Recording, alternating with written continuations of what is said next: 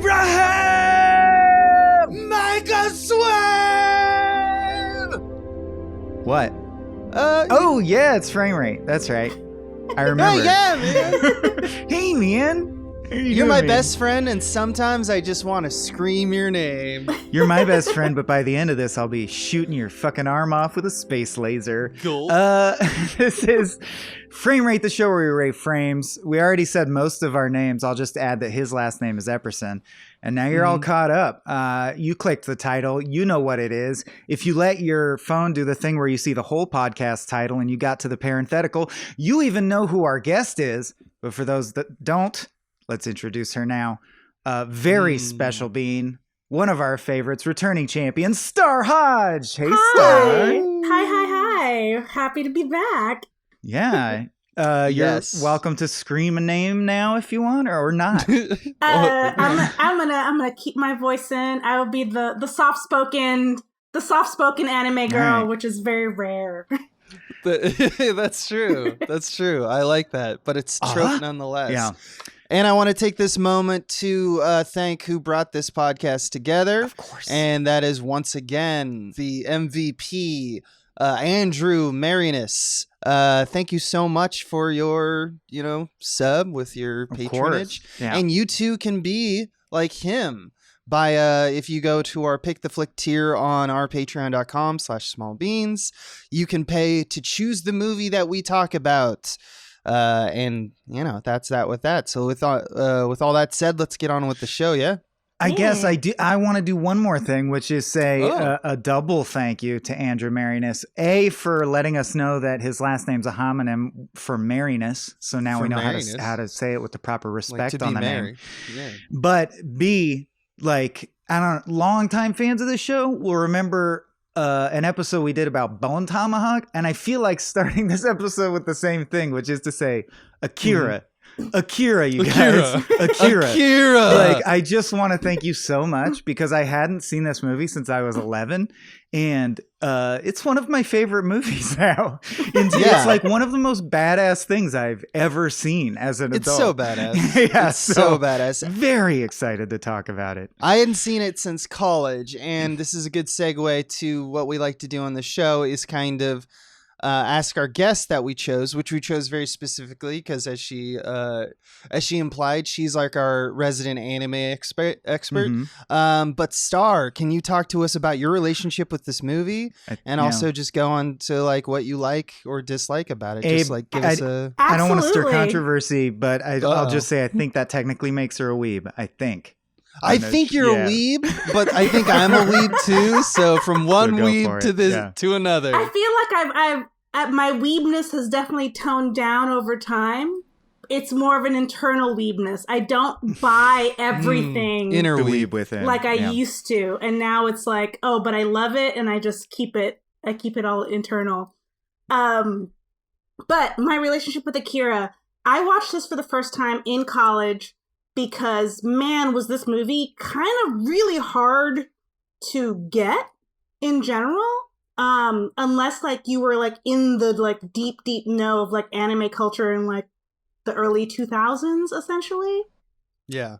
And that's right. Me with my, newbie, anime brain, which was very much influenced by, Sailor Moon, Dragon Ball, Ramna 1/2. Still early 90s stuff. Everyone would always talk Akira was the movie to watch. And by the time I got to it and watched it, it was so out of the realm of what I expected and just kind of broke my brain in college. I was like, and back then I didn't like it back then. I love the animation, but it was so gory and intense and tragic that, and I had never experienced that in animation outside of maybe a few Don Bluth movies, which have a little bit of tragicness to them too. But hadn't encountered Grave of the Fireflies yet. Then, no, man! And when I watched that shortly after, and I was just like, I don't know about these old animes. I didn't know a cartoon could be this sad. Yeah. Oof. And so my impression of Akira back then was just very much I understand why everybody loved this. This was not for me because it was too dark. But rewatching it last month was oh, this movie is a revelation. I love this movie. Yeah, it clicks so hard. My dad, as people who listen to the show regularly will know, loved getting import laser discs and hunting down rare stuff. So I actually saw this as a kid and remember very vividly not understanding it, thinking the red guy must be Akira. It's called Akira, and he's like the main guy. Right. And then the end being like, I don't understand why he's a monster now. Oh, well, I guess it's lost in translation, or it's just an abstract thing like 2001: A Space Odyssey or something. Now watching it in my mid-30s, I'm like, oh no, I was just a dumb kid. It totally makes sense and holds together. Yeah. And it makes me wonder about other things from when I was 11. Like maybe the plot of Final Fantasy VII does make sense. I'll have to reinvestigate that. I just wanted to jump in and say that it's exact. So funny story about this is that I played like Final Fantasy and I had exposure to like Japanese culture throughout high school. Mhm. But like the summer before I went to college, my friend showed me like 3 nights in a row, showed me Cowboy Bebop, this, and Paprika. Whoa. And so I just got like a shotgun blast of anime to the face. Whoa. And that was my like, oh, anime. I didn't even watch anime or had seen an anime like before this. And it was just like, holy shit. It just arrived in my life, and it definitely, like you said, was a revelation. Yeah, the way they animated this, because of course after I rewatched it, I'm like, oh, now that I can appreciate it, how did they do this in like, what was this, like late like 80s? 1988, 34 years ago. Yeah, I was like, Yeah. how did they get this amount of detail?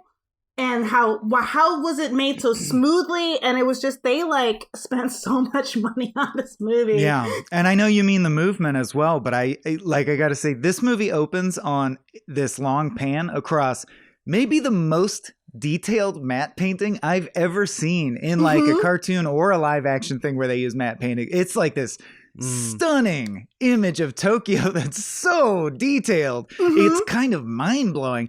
And then a perfectly white nuclear blast wipes it all clean, and it just says written and directed by Katsuhiro Otomo. It's like so fucking tight and engaging immediately. Yeah, I'd say it's up there with Blade Runner in 2001 in terms of like establishing a pop culture touchstone, especially for like futuristic tech. Even though Western cultures didn't really get an exposure like we alluded to. I was researching as why that was true. And do you know who we have to blame for that? I mean, generally, thank you. All Japanese films aren't necessarily marketed in the US, but this went through the film's distributor, and they contacted George Lucas and Steven Spielberg, and they labeled it unmarketable in the United States. Of so course Streamline they did. Pictures had to get it. Yeah. And they're a smaller distributor, so they didn't really like. That's why it was so hard to get, even 10 years after it came out.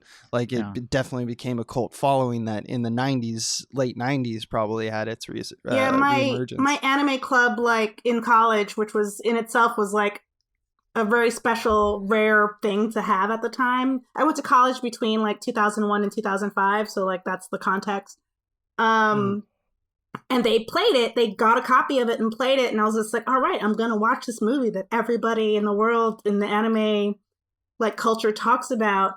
And I was so uncomfortable in my seat watching this in a classroom, just being like, what is this?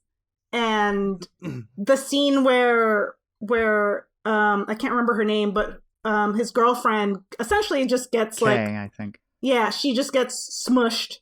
That is burned into my brain forever. Like that's just what is, when I think of Akira, I think of that scene. You know what it reminded me of a lot is the thing that everyone talked about being so creepy, which is the creature in Nope crunching everyone moment. It was totally that, like, and just for the context of people who haven't seen it in a while That's or don't right. know what the hell we're talking about, it's doubly bad because this sort of tragic villain Tetsuo is mutating out of control into this giant thing, absorbing his friends.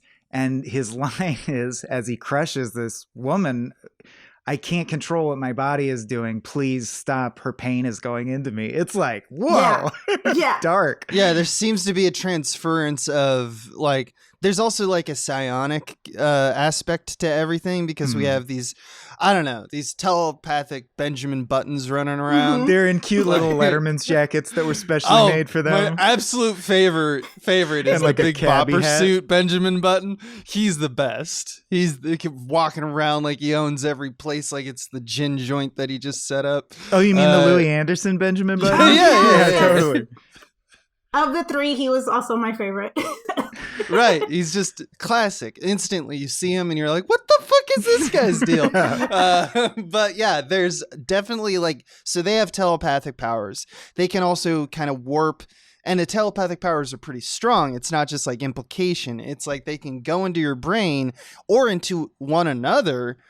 You know, they go into Tetsuya's mind at one point, and he also shares these, you know, psionic powers. And they're slightly different. One sees the future, and- but they don't all do that, etc. Right. Yeah, but there's overlap. So what's happening, and it all comes from Akira, who's like the source, you know, like it's this kind of genetic anomaly that is a source to some god power. And they obviously explain it a in the movie metaphor as evolution. for the advent of nuclear weapons and Nagasaki and Hiroshima, which we just that layer is also throughout this. So go ahead. Sorry.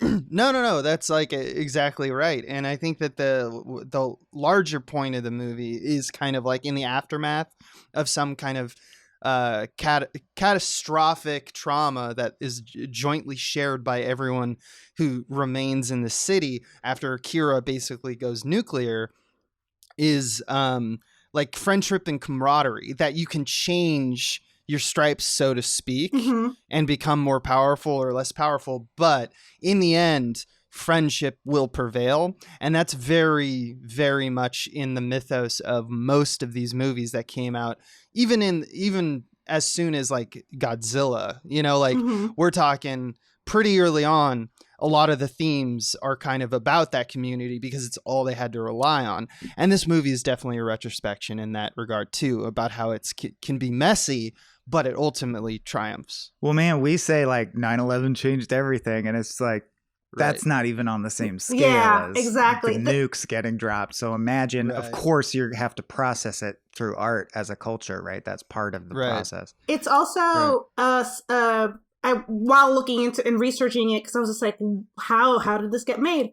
It's also a warning of advancing into the future too quickly, because during this time period, like Japan in the 80s, like economically blew up. Like they were like the top economic like dog in the whole fight, and for them going from like the nukes to being like the world leader financially was a terrifying aspect, because they were worried about losing themselves, losing their culture, becoming too westernized, all of that. And so like that warning is also in that tale of like, hey, if you evolve way too fast, you're gonna fuck everything up. And like I think shortly after this they did have like a big like bust and had to like recover, but like this was made at their peak when they were like, we are at the top of the world. Oh shit. Like we are the tech, superpower. Yeah. But maybe we're globalizing too fast, etc. Yeah. At the the last moment of the film is VO from one of the numbers, which is the name of the Benjamin Buttons. They're called the numbers. The power is too much for us now, but it won't be forever. One day we'll be able to ... and it like fades out. And then Tetsuo says, "Hi, I'm Tetsuo," which implies that he transcended to some other plane of existence, which I think is interesting as a different point. But the point I wanted to make is that I do think there's a thread of hope there, or it's the idea that nuclear energy, like any radical new technology, so it applies, like you said, to all technology, is neither good nor bad, but it might be too much for us to responsibly use. Like I forget who said it, maybe Einstein, but like we have to grow our spirit at the rate that we grow our technology. If the technology outpaces, it always causes problems. Right. Yeah. I mean, that was literally the same global event, right? Oppenheimer would talk about that kind of thing. You know, he was known as the poet who kind of walked around, and all these generals and all these, you know, like Truman were all saying like, well, how do we use this bomb? And he's over here going like, maybe we shouldn't. Like, I know I am the guy to build it, but you know, that's why you get the I am become death speech, is that he's got we were all feeling complex thoughts about it, but obviously the people who it like landed upon felt it the most. It's the hindsight thing, yeah. like where you're just like, we have this, and humans are really bad about thinking about things ahead of time. We always like learn things after the fact, and we need to learn to not do that. We need to try to figure it out ahead of time. It's very hard. It's very hard. I like new technology. Speaking of technology, I want to talk about kind of like, because we have Star, and Star is an amazing artist. So I wanted to pick your brain about animation style and art style. And one of the things that really impressed me is like, and I want you to essentially say like, oh, this is what I like about it. But one thing that I noticed in my kind of monkey brain is that it embraces this technique that I hadn't seen before that really involves timing. Like, often great speed is emphasized with, or juxtaposed with, immediately with slowness. Like, either there's an immediate contrast, or literally there's like a bike whizzes by, and then there's like a chemtrail stream that's just a block of color. The Tron, it's become the iconic image of, and from it this doesn't movie. move. Like, everything else feels like it's pulsing and moving, like, because there's a natural, like, you know, animation style, like anime or just like any animation style kind of has this inherent movement to it. But like, that thing will be like a monolithic, like, rock. And I've never seen that predating this movie, and granted I'm not well versed in like crazy well versed in anime up to this point, but I see it all the time now. And it's like it's beautiful. It's a photograph of something really fast. But I just didn't know if you would like, if you had anything to say about that, or just if you want to talk about art style in general. No, so what's amazing about the animation style of this movie, like most movies are like animated movies, like are kind of just drawn at a different frame rate. I want to say, like, I could be wrong, and because I don't do animation myself, I'm just a big fan. I like comics. I think they shoot at 12 frames. 12 and 18, 12 frames per second. I think that's the standard. And depending on how stylized you get, you go a little bit higher, you go a little bit lower. But it's generally lower than like what we're used to as the Disney standard, let's say. Yeah, exactly. And Akira, they decided to try to get as close to film as possible, so it's drawn at 24. So that's why everything's really, really smooth. Jesus. And all those slow-mo scenes, they drew it at 60. Like, they drew it at the frame rate where they can do the slow motion so that it looks right, so they could actually slow it down. Yeah, because it's like basically telling your entire legion of artists to say, okay, so take your work now, double it. We're gonna do 2 movies that, like, the amount of work will be roughly double what you're used to for a movie. Right. At least. So they did that. They also, I think they drew it on bigger pieces of paper than they normally do, so that they could get the amount of detail that they got in. There's no reason. No, I mean, they made this movie. It was like, what was it?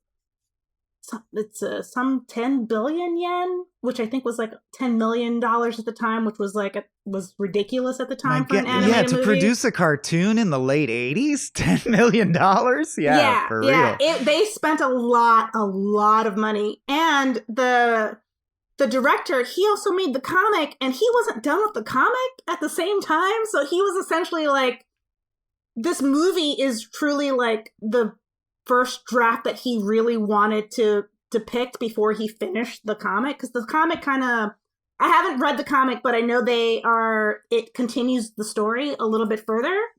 Yeah. And you definitely get to spend more time with all these like extra side characters where while you're watching, you're like, what's that guy's deal? And what's that guy's deal? Right. And who's that? And what about more of these gang members? You get way more of that in the manga. So from what I understand of the movie, he wanted it to be as detailed as you could possibly get it. And since they gave him the money, he did it. Although he did say he wasn't happy with toward the end of the movie. He felt like he didn't get as much detail as he wanted. And I'm like, what are you talking about, man? Well, with all those like millions of pustules, and his arm is made of all these individually moving little pieces of tech and flesh and shit. Yeah. There's a moment, what stuck to me, like, the first time I watched it, the girl getting squished stuck in my brain. The second time, the scene where he's in the chair and he's made a robot arm and his arm is grafting itself to the stump or whatever, the like stone chair. To the stadium, to the stadium itself, and it's like he pulls his hand up, and like all these cords individually snap as he's like trying not to like merge with everything around him. That detail is so good, and I don't even know how you think of that. Like, it's just what's wonderful about it is like he gives you like a good minute or so for your brain to go, okay, like what's happening with him? All right, he's mutating and it's pulsing and it's getting bigger. It's flesh. It's expanding. Oh, okay. Now they have tendrils. Artificial stuff is coming. Yeah, in and too. also there's mech stuff involved, and it's like grasping for other life. Okay, so it's like kind of like got a zombie mind. Oh no, it's literally grasping into like stone and concrete. This thing has to deal a lot more with like the fabric of the universe than it does with like life. Man, the image that got me in there is when his fingers start growing fingers. Where it's like it doesn't know what to do. That gave me a lot of like Annihilation vibes, right? Like you know, more recent, like the Alex Garland Annihilation has like this genetic like randomizer machine essentially. You get hybridized with plants or whatever. Where it's like as if a computer is saying, okay, take a little of this, take a little of this, and what is that? I don't know. Does it do anything? No, it actually it fails. It fails as an organism. All right, let's try more things.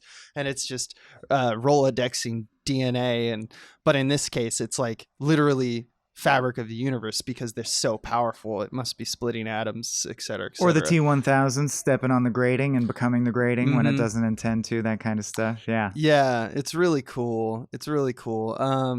I just had one last comment on like the editing in the movie or the pacing in the movie, right? Because something that's argued is that like it was almost intended to be like read along with the manga, like so like you would have some starter knowledge at very least before watching the movie, which is one of the reasons I'm sure like Spielberg and Lucas were like, this is not really for mainstream Western to be like audiences. 4-quadrant. They don't spoon feed you what's happening. They expect the audience to be smart enough to be like, you will either get this or you won't, but you'll definitely appreciate it. Now midichlorians make sense. It's intuitive.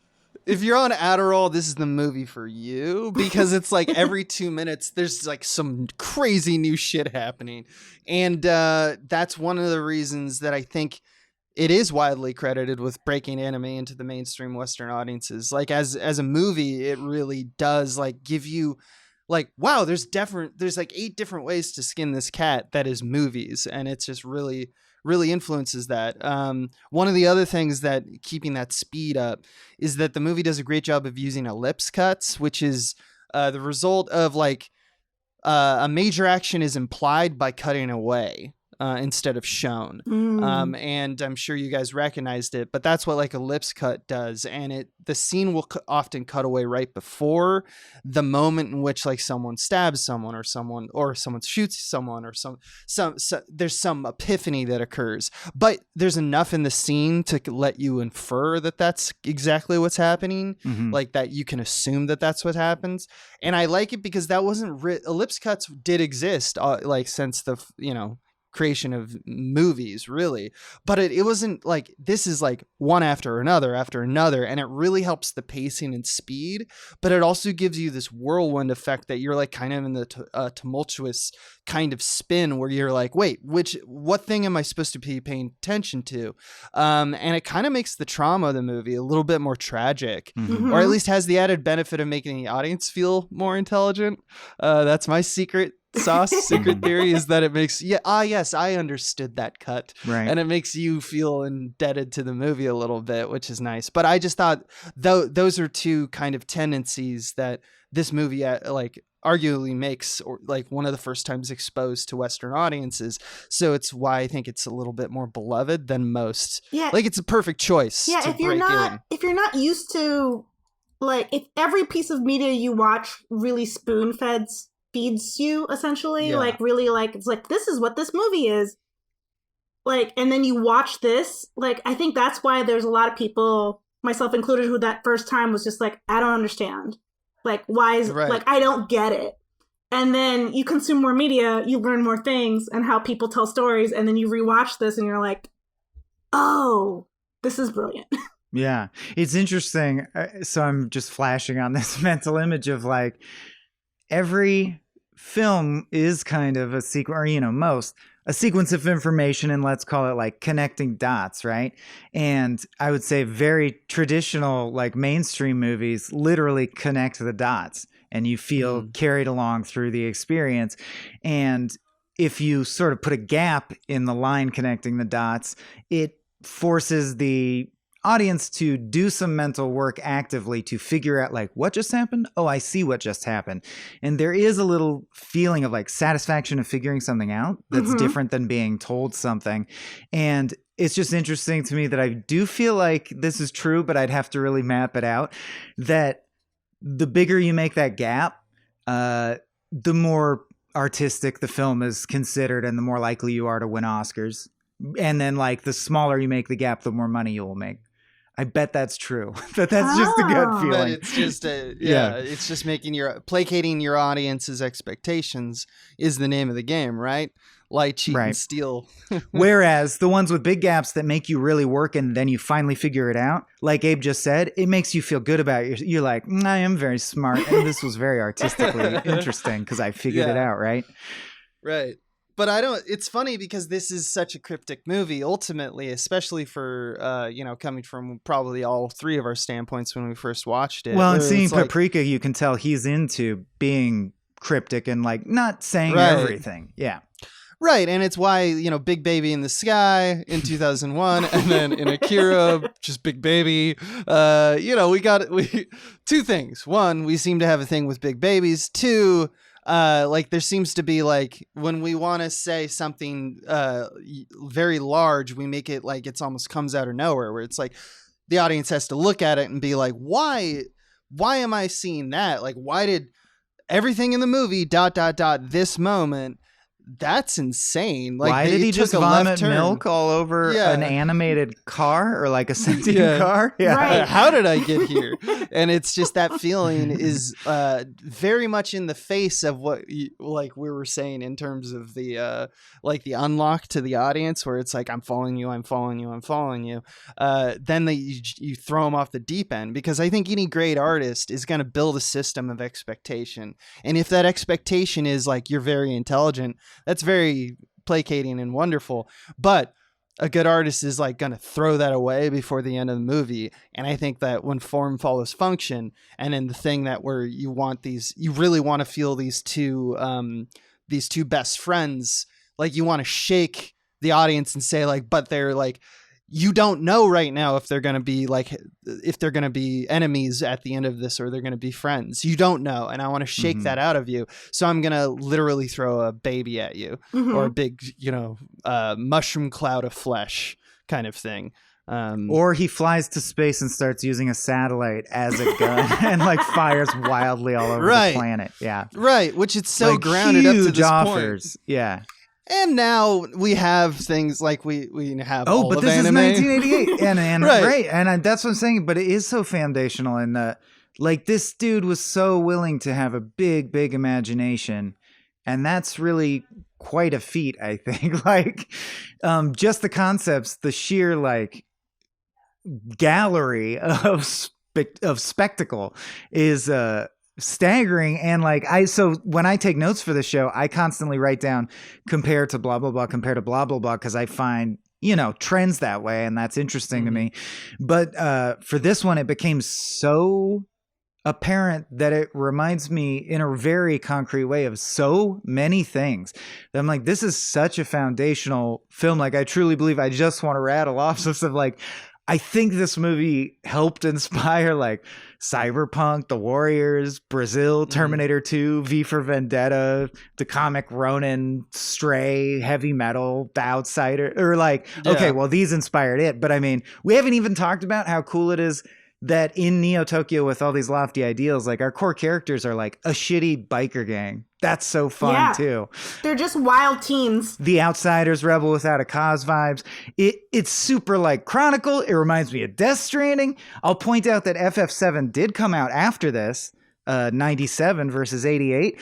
And dude, Sephiroth walking out of the flame, which is basically the iconic image of FF7, that's just fucking Tetsuo walking out of the flame and putting the red cape on. It's the same maneuver. Yeah, Jehovah is Akira. Yeah, Genova's Akira. This feels like Roland Emmerich movies to me. It feels like Children of Men at certain points. Man, it's just crazy. And speaking of Benjamin Button, this podcast has long maintained that since he since he's aging backwards but also getting bigger, Benjamin Button should have ended the movie as a giant baby. We finally get that with this movie. You know what I mean? Yeah. It closes that loop too. It closes that loop. I mean, like Minority Report with the precogs. Yeah. A lot of people argue that the driver from Drive is based off Kaneda because he's literally wearing like a red, like it's maybe such visual, yeah. But Kaneda is also more of a fuck you, like that's why I put in Rebel Without a Cause. He's totally just like anyone tells him anything and he goes, no, fuck you. I'm doing the other thing. Well, he's like he's an orphaned leader of like a bike gang in a place where like the school that they showed them like was a complete joke. Oh, brutal remedial school. Yeah. Yeah. So it's just like, of course, no one's going to tell them anything. I'm sure like the health care in this world is also horrible. Like I feel like no one, unless you have money, probably lives to 30. Like that's the vibe. Feels like the vibe, the post-apocalyptic vibe. So like he's like even though he's like 14, 15 in this movie, he's essentially a full-fledged adult as you can get in this world. Surviving, responsible for other people's survival as well. Yeah, and it's just like, of course, like the moment where he's just like, I have to kill my friend because like I love him, I have to do it. It's such a compelling like moment. I don't know how to describe it because like that's nuts to just be like, I love him, I have to kill him. I love you, but I must kill you. Yeah, and he steps up to the challenge, which is even more so like a holy shit. Like he just dealt with that like extremely well or poorly depending on how you look at the next 20 minutes. The hardest thing to buy in the whole movie at the point that the final fight happens is that a handheld, like a shoulder mounted laser cannon would do fucking anything to Tetsuo. But Kaneda really gets him several times. And I'm like, I'm surprised that worked. Well, because his friend doesn't really want to kill him. So he's holding back. That's super a good theory, he's that's how I took that. I was just like, he's holding back. He's pissed and angry, but like subconsciously deep down, it's just like, that's my brother.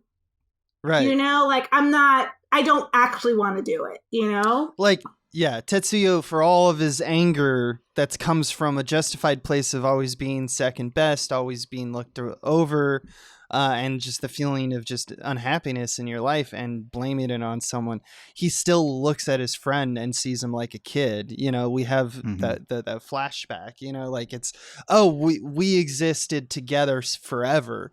I can hate a part of myself, but then ultimately love myself in the end because I know that like it would be like cutting off my arm. So there's this connection between them, which is cool because it's also a deeper connection than like the telepathy. Like telepathy is just introduced in this movie as like this ad hoc, like, oh yeah, for people that exists, like the espers, right? But like the connection between our two main like protagonists really becomes the thing that saves everything. Obviously it's guided by the espers at the end where they're like, we're also going to give ourselves up too. I think that's part of the community, is that everyone who's like kind of inflicted with power, they're the ones that are supposed to stand up and stop the second coming of the catastrophe. Right. So it's like Which that's the lesson, they don't right? stop it. It's like Tokyo, like it's still fucked up. It's still fucked the up. world is broken again at the end, basically. Right. Yeah, but it could have destroyed the world. Yes. Right. And instead it created a second universe for them to coexist.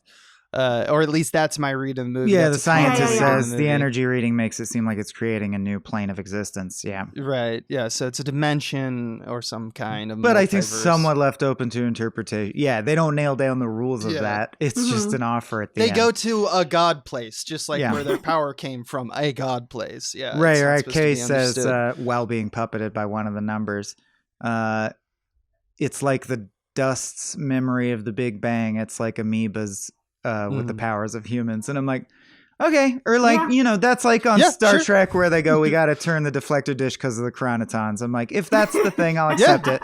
Like, that's the moment where you're just buying in to the thing. Yeah, exactly. But I will say, I think the fact that there's a lot of shared mind space, including, so not telekinesis, telepathy, like you're saying.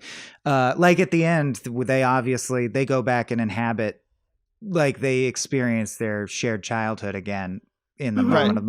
Anyway, I just think that's such a powerful metaphor for the way that everyone's an individual having these unique set of experiences in their little area that is usually so specific to them, but these huge tragedies that focus everyone on one thing, they almost homogenize. Like that's a brain space that now exists. That's the same for all of us. We all experience this. We all, so yeah, telepathy is a cool metaphor, I think, for how tragedy makes us come together, and we never normally do that. Our brains literally touching. Yeah. There's some stuff in this movie that I just wanted. I don't know. I just wanted to talk about some of the funnier, like, weird shit in the movie that made me laugh, and I just want to laugh with my buds about it, just because. I think there's a few moments where this movie is not so great. No, okay, but watch yourself, counselor. Like the way in which the society, and I think this is like actually a good thing. The movie is actually saying don't do this, I think. But like, do you think slapping bad kids while yelling discipline works? Oh no! Yeah. I think they're saying the education system's completely falling apart. It was like that, yeah. It's just that sequence it goes on for so long. No, the school's horrible. Like, oh yeah, they're really. Dude, I do love how Tetsuo does the classic. He steals Kanede's bike, which is like the Millennium Falcon in this movie. It's like the bike, and some random girl we've never seen before. He's just like, hop on, we're running away and starting a new life. Like, that's so cool, dude. I love this guy. I love in the sewers at one point when they're like wading through the sewer shit. There's a box of ginger ale 3. And I just thought that made me really what think. What does that even like, mean? What does that mean? I also want to like imagine we had like a World War III, right? Yeah. And then all of a sudden, like, and we're in this post-apocalypse, and then someone came out with like Pepsi 2. You know, it's like that would be some real shit. If man. they lost the original That's just what I formula, thought maybe, and they're just like, this is as close as we can get. Like it was lost. We don't have ginger ale was lost twice. So we remember Pepsi, and this is our approximation. It's Pepsi 2. Yeah, there you go. Yeah, it's the best we could do. So what happened to ginger ale 2, man? What went wrong? It was like New Coke. They were just like, no. No. Yeah. There's I love the you were mentioning the bike gangs and like the bike itself. And there's two, like, what seems, well, first off, I love that when Yamagata dies, Kaneda is like, yeah, like the lieutenant, or guy, the guy who represents the military interest. Oh, no, who's a part of the gang. The friend. I'm sorry. Friend okay, Beaver Gang. Tetsuya, yeah. And like, so they're like, so then the group kind of agrees that we have to explode his bike, right, so that he can like enjoy it in the afterlife. Yeah. And I just think that Send is it to him. Yeah. Like, I hope you guys do that for me. You know, like blow up my car when I die. Stuff, yeah. Thank you.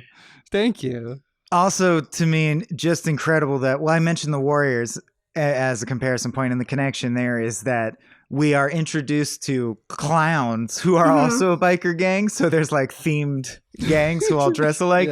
Incredible to me that they're all on bikes with weapons, and Kaneda, who temporarily doesn't have his bike, like is running up, and they go, "Oh no, run!" And they're correct because he then beats them all on foot. Like he defeats them on motorcycles with his body. It's incredible. Yeah. Yeah. I mean, that's when you remember that they're actually all teenagers. Like they're just imagine like 14-year-olds on a giant bike, and then they're just trying to get into a fight. At some point, it's easier to fight with your fists.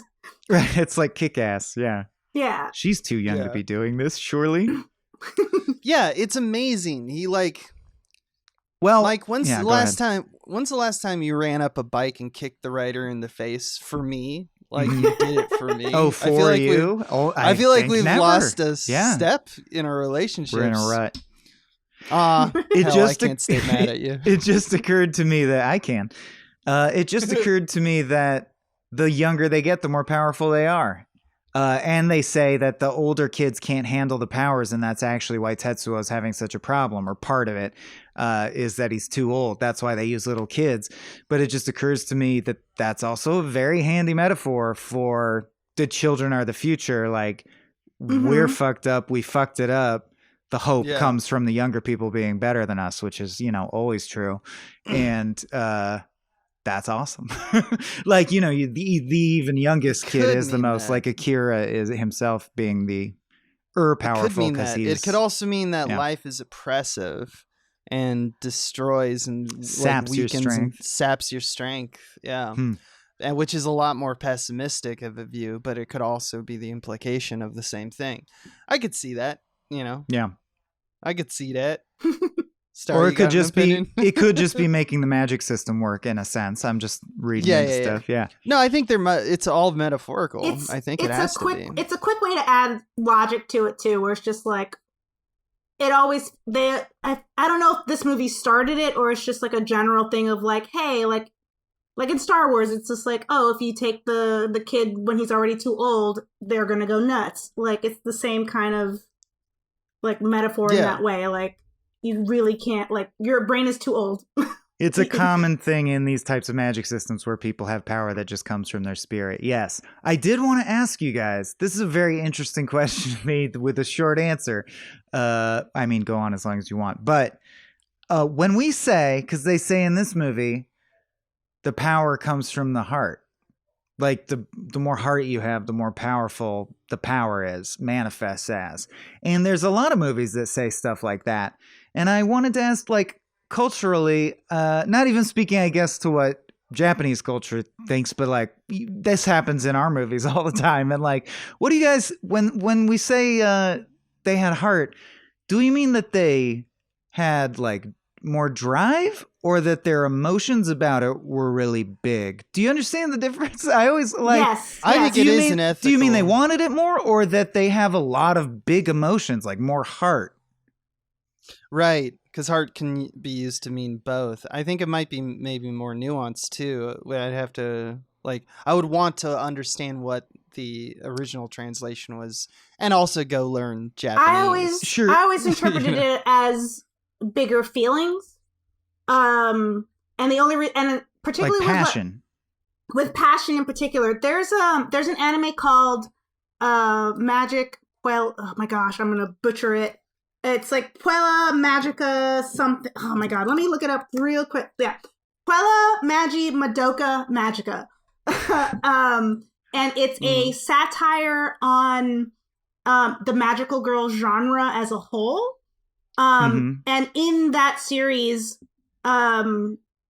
they emphasize, there's quick summary. There's an alien that shows up who offers, teenage girls a wish in exchange for having them turn into magical girls. And the alien specifically says that he asks teenage girls because they essentially feel the most. And there's an energy exchange when it comes to this whole wish-making thing. And so that energy exchange is the highest with teenage girls. So in that series, they take it literally as you feel the most. Everything you feel is so exaggerated and extreme, and we need that energy in particular. without Yeah, without spoiling that series. It's harnessing your emotions. Yeah, They so have energy. yeah, so when I hear that, particularly in anime, when they're like, "You have the most heart," it really is like feelings. It's how big you feel, which I don't know is a good lesson to necessarily give. It's not. It was interesting to me for a couple of reasons, but not the least of which is that I sometimes have really bad mood swings, and I'm having them recently. And having just watched Akira, I'm like, oh, I feel so violently sad. Man, what if that made me like shoot lasers out of my belly button? Like that would be crazy. If the bigger you like, the madder you are, now you can have Wolverine claws. It's such an interesting magic system, really. If you think about it, you might actually really like Quella Magi Madoka Magica. Okay. I gotta ask you, Mike. Mm-hmm. Yeah. Did you? I didn't check. No, you didn't check. Should have tried. I should have gone to the. I was wearing a shirt made of ruby, so if it did shoot a laser, it wouldn't have penetrated like Cyclops. So that would have been cool. Yeah. Sorry, Star. You want to keep on going about the TV show? Yes. No, this is absolutely fine. I would just suggest anybody out there who, if you partake in anime or at least have watched anything in the magical girl genre, particularly like Sailor Moon is like a big one, but if you partake in any of that, or just like watching people subvert genres, this particular anime, Quella Magi Madoka Magica, does that. The animation style within it when the girls fight it completely switches animation style, which is how I ended up watching it, because it kind of turns into like this collage weird thing, because I was like, I don't get this. And then by episode 3, something happens that does not usually happen in magical girl shows that kind of changes the story on its head. And I'm like, oh, this is what this is about. Okay, now that officially has nothing to do with Akira. So back to Akira. I will say that I watch everything, so I'll definitely check it out. Watch that. But I do want to get back to the original question, because I think I had a different answer. I don't think that. I don't know. It's just my interpretation, and this could be also. I'm always cautious when it comes to like Eastern movies, just because like Western determinations don't always inflict the right like understanding of exactly what they're necessarily trying to say. You weren't steeped in it from birth. It's not. It's right. Cultural. It's also language. But like when someone says someone has heart or has a lot of heart, I didn't interpret that as like an overwhelming connection to feelings necessarily. I always interpret that as like grit or like courage. Like if you have a lot of heart, it means you're courageous, right? And you're willing to do what it takes. So does that mean you don't have a strong fight or flight response? I always try to tie it to, I'm like, what does that mean in the body? Like if you have a lot of heart just means you have a stunted fear response. I'm like how come you get to be super powerful?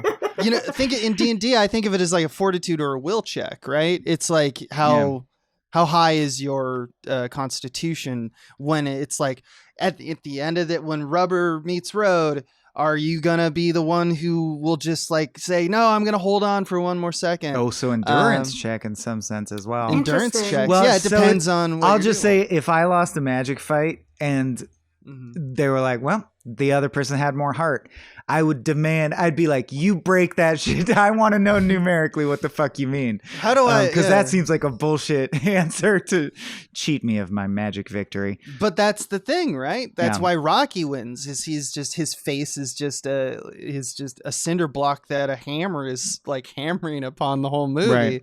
And then he's just like, but I'm not gonna go down. And that's like the thing. There's something human. We like to look at that. Whatever that is, because we look at it and I think you're right. We don't know what it is, right? We're like, what is that? Akira really is the hang in there baby poster of anime. It's like, just hold out a little longer. Can I say the only thing I didn't like about it, or my only gripe, and it's really just a time thing, 1988. But I do think, in case we're convincing people to see it who have never seen it and they're sensitive to this, worth noting that like, it does the dated thing, misogyny thing. I would say Kaneda is constantly hitting on Kei, and she eventually falls in love with him, but he hits on her in a way where you're like, all right, incel, fucking calm down. Yeah. Like, that's, sexual harassment to the extreme. I think it goes out its way a little bit to, like, show titties in certain scenes. It has that vibe. But it's not, like, so egregious that I was like, my God, I'm offended. But worth mentioning, I think. They definitely, I don't think they glamorized it. You know what I mean? Like, they definitely show, like, it's definitely shown. It's assault. Yeah. It's assault. It's sexual assault. It's there, but I don't think, like, you're not like, heck yeah, this is happening, It's very much no, the like clowns are doing it. You're very like, no, much stop like, them. Yeah. Ooh, this is... Okay, But those are camera definitely bad doesn't guys, have- kick their ass. But they chose where they put the camera, and Yes. they put the camera right where the boobies are. I'm just saying, and the butts I'm are. imagining the animator drawing the boobies, and he's having a good time. Maybe too good of a He's time. having a good time. He's like, oh, I like this. He's like, can we do Yeah. 40 frames a second for this? Yeah. That shows you how much anime I watch, where I'm like, in my head, I'm like, oh, it didn't seem as exploitive as, like, it normally is in anime. Sure. So, Oh my God. Well, if I could tell you, the only anime I was watching at that time, because I was just starting puberty, and I wonder if Star is aware of these, but like, so I was literally just watching for like cute girls. So I watched Love Hina, yes. Project yes. A-ko, and FLCL. I was straight up in love with the girl in FLCL, because she's also great. she's like an introverted, sad, manic pixie dream girl. Mhm. Really spoke my language. All right, back to Akira. Back to Akira. Yeah. Yeah, Abe, you got a topic starter? Yeah, I do, because I want to know about the disposition, because we kind of talked about the kind of characters, like in the bike gang, and like what makes them tick and society at large. But we haven't talked about the espers as much, because we kind of left it off because we have like Big Bopper, Benjamin Button. But Takashi, I believe, is the one who kind of jumpstarts the movie, or at least he's there. He's escaping. He gets he's hit the by a one, motorcycle. He yeah. gets Right. hit by a motorcycle, which causes, Kaneda to be involved in the whole thing. And then Tetsuya obviously gets involved because of that. And like, what's up with Takashi? Like, he's terrified all the time, right? And he's scared to be wherever he is. It's almost hilarious if you watch it with that eye. Because I started like, even when he's astral projecting, and it's like, dude, you're not even there. You're not scared of those bullets. And he's like, oh, Yeah. oh. No, He's it's like true. so afraid And of like, everything. he does a glamour, like a Mhm. hallucination spell on, I believe, Tetsuo. It might be Canada in the hospital. Yeah. But anyway, they see like classic Paprika-esque, like just wild shit, like a giant teddy bear lumbering at you and Yeah, stuff. that shit's And crazy. then he yeah. accidentally cuts himself, and just the sight of blood, like he's like Niles Crane from Frasier. The Yeah, he sight really- of blood makes him drop the spell and go like, Like, "Oh yeah, no!" he doesn't. He's so terrified. Yeah. And then so you got that character, and then you have Kyoko, who's the seer, who is like Seems kind sickly. of Yeah. sickly and also displaced from feeling, completely Mhm. just like a repository of information, but also a little girl in terms of like what you feel like her off time is, because she's sickly, but she's got like surrounded by like teddy bears and stuff like that. So she still is kind of infantile in some regard. And then you have like business suit baby, who is like In, our like, boss baby. May as well be in like the Professor X Yeah, wheelchair. who's like Yeah, talking with a suit talking on. with like the general of the military about strategy, and it's just like what a wide range of kids, kind yeah. of kids, Very different and Skinner boxes they were raised in. Yeah. right. And then on top of that, I had one more kind of thing I want to throw at people who hadn't necessarily watched this, which is that you were alluding to the hospital scene where there's like big teddy bears that spray Psychedelic milk shit. Mhm. Yeah. at Tetsuya, and it's like, is that Tetsuya's mind dealing with the onslaught of the telepathic kind of like volley, or is that like the espers doing what they want? Is that because if that's they're true, trying to write a spooky story, and that's the shit they're like, I don't know, Okay. it sprays milk, Or my interpretation was like, that's what they chose to project, and they are not very good at thinking of scary Or stuff. is this like a brain party? Is this something that like, Kyoko's like, this is what he wants. He's going to want to join our side. Or maybe it's just cool shit. stimulating the fear center of his brain, and he's coming up with this imagery. That's an interesting take. Yeah. It's very subjective. I interpreted it as the espers, like, that was their attempt to try to break him. Because, like, I think they were trying to kill him as well, because they didn't want, like, Tokyo to blow up, like, kind of thing. So I felt like that was just their kind of shitty, weird attempt to, like, go after this kid who's probably seen way more shit than they have, you know? Mm. Yeah, I think that's what I was getting to, is that it almost is that remove from understanding, because it's like was conceived of in the mind of a child, or a stilted kind of like sheltered person who had never seen outside, but only had been provided like teddy bears and milk their entire life, because they're treated and pampered because they're test subjects. And that's like really kind of fucked up in a way. Oh, that's interesting. It's scary versions of baby shit. Yeah. You're held hostage by infants, basically, which is now makes that sequence terrifying in a way that it wasn't before. And I think that the espers are really interesting in terms of like technology. Yes, there's a statement in this movie that technology is sometimes out of our reach, and our ethics do not like necessarily keep up with it. Yeah, aren't up with it, right? But it's weird or it's not weird, but it's interesting to also throw into the mix that it's like the artifacts of us attempting to do so, like providing a kind of shelter around the way in which we're trying to develop our technology, because you have to do test cases and stuff if you want to advance. If we start playing with like our own DNA and we start doing kind of stuff like that, you're going to have to do things like take extreme measures in dealing with those. Look, if you want science, you're gonna have to deglove rats.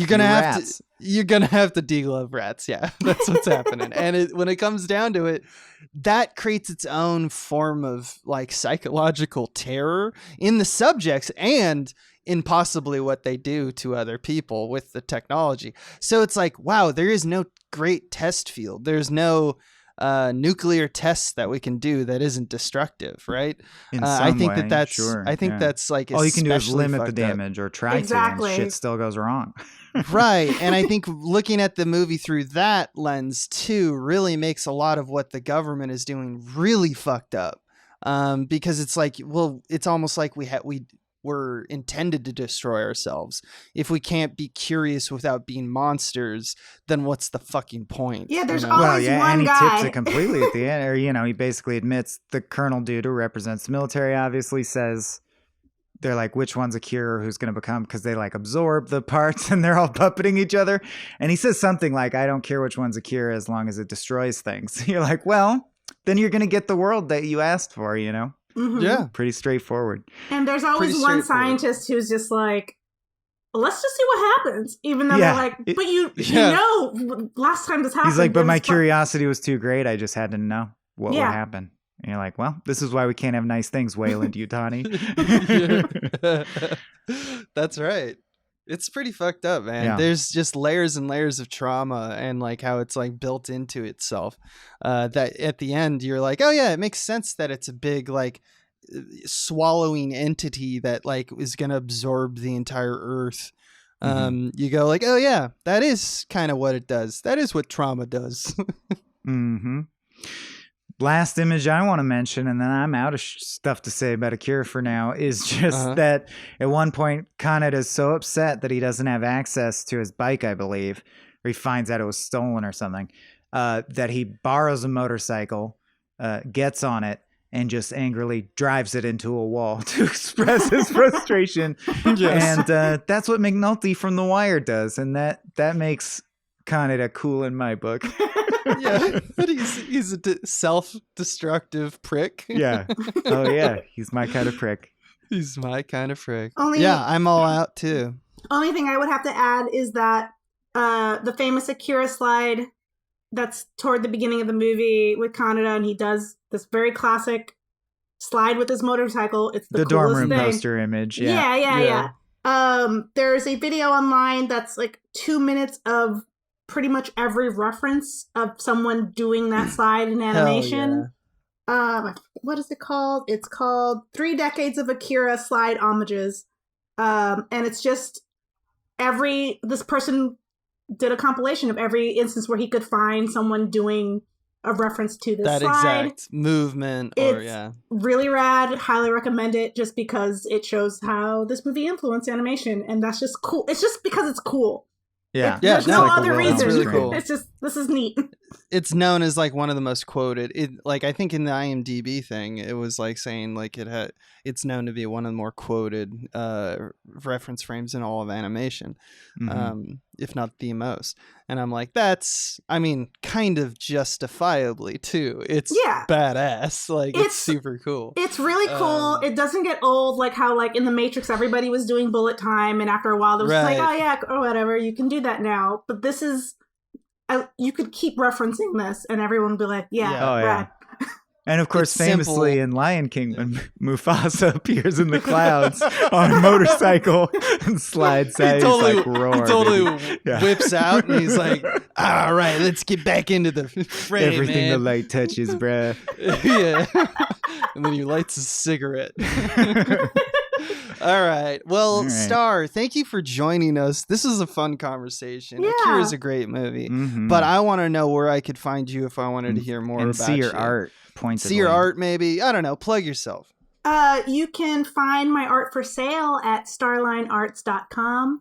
And you can find me on Twitter at StarlineX. I have to be careful about how I pronounce my name. My name is pronounced Starline, but for spelling purposes, it's Starline. Oh, you said line. I was like, why did she say line? Yeah, because that's not her name. Because it's for spelling. It's for when I describe websites. Totally. It's but yeah, on Twitter, StarlineX. On Instagram, just Starline.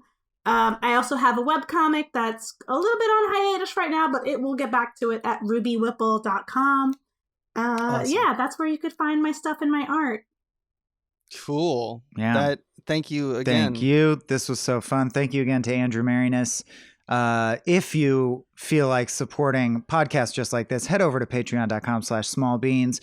You could throw us $3 a month and get access to a bunch of exclusive podcasts like Star Trek The Next Futurama, Spiel Boys, Escape from the Multicurse, and special episodes of I'll Show You Mine If You Show Me Yours.